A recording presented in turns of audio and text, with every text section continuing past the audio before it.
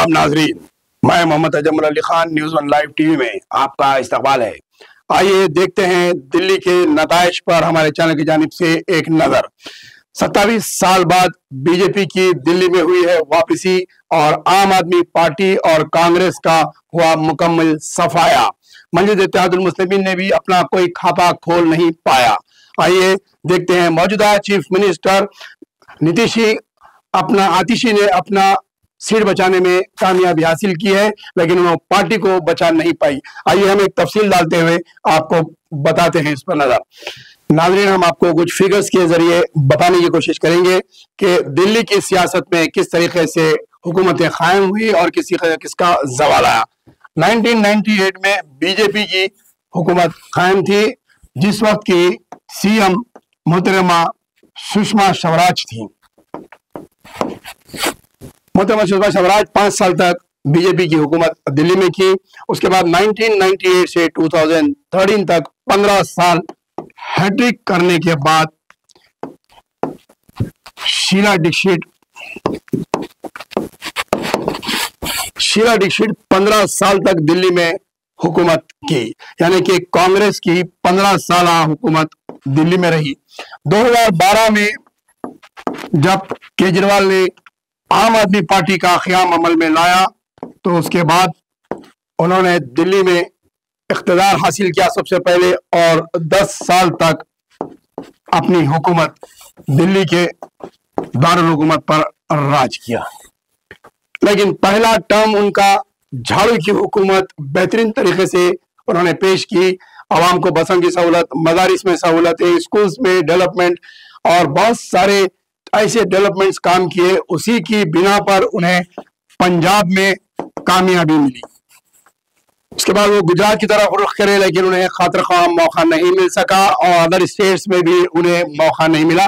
लेकिन दूसरा टर्म जब उनका शुरू हुआ तो उनकी हुकूमत के अंदर कई एक खामियां पाई गई।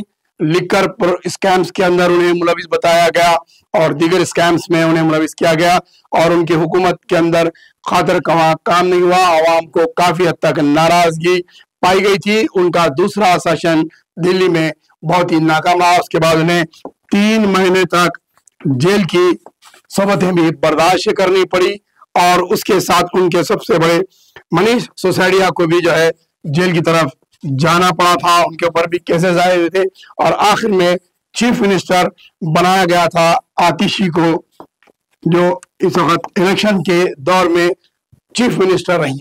लेकिन हम गौर करके देखें तो 98 से 2003 तक 15 साल कांग्रेस का सेशन रहा, 10 साल आम आदमी पार्टी का, और बीजेपी की वापसी 27 साल के बाद दिल्ली में हुई है। यानी कि मोहतरमा सुषमा स्वराज के बाद बीजेपी की वापसी 27 साल के बाद हुई है, और कांग्रेस हुकूमत को 0-0-0 यानी कि 3 बार हैट्रिक हुकूमत करने के बाद कांग्रेस को फिर 3 हैट्रिक 0 मिले हैं। ये शायद ही हिंदुस्तान की तारीख में पहली मर्तबा कांग्रेस को 3-0 की हैट्रिक मिली, और 15 साल पहले शीला दीक्षित के दौर में 3 मर्तबा हुकूमत की।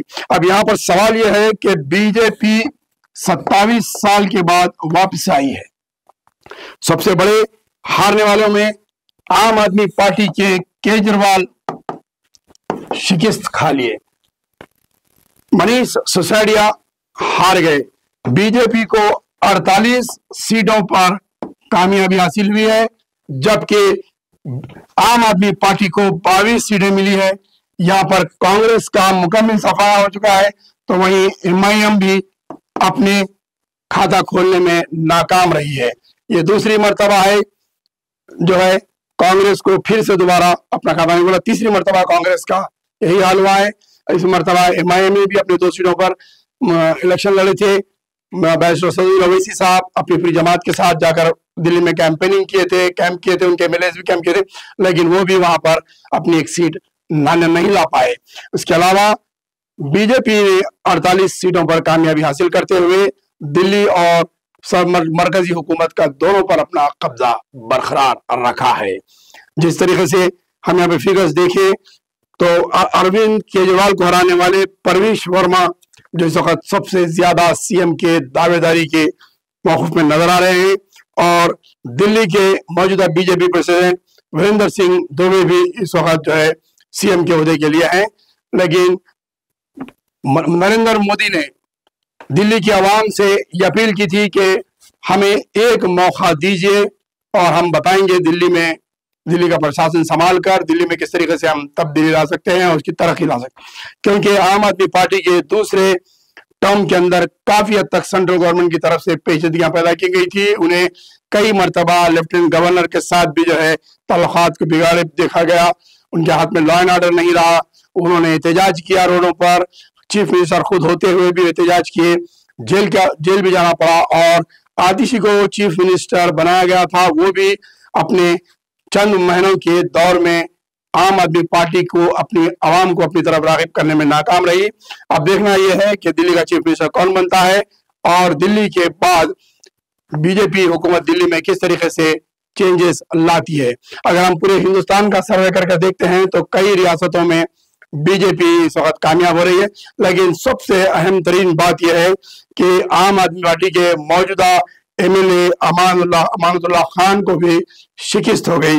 इसके अलावा ताहिर हुसैन और शिफाउर रहमान को भी शिकस्त हो गई। यानी कि दिल्ली की असेंबली में मुसलमानों की नुमाइंदगी बहुत कम नजर आएगी, यानी कि नहीं के बराबर होगी। इसी तरीके से हम देखते हैं कि दिल्ली जैसे इलाके और दिल्ली के बहुत सारे मुस्लिम डोमिनेटेड इलाकों में से भी बीजेपी की कामयाबी हुई है। जिस तरह से उत्तर प्रदेश के अंदर बीजेपी की कामयाबी मुस्लिम इलाकों से हुई है, यह एक बहुत सोचने और समझने वाली लम्हे फिक्र की बात है। ये थी दिल्ली इलेक्शन के ऊपर एक नजर।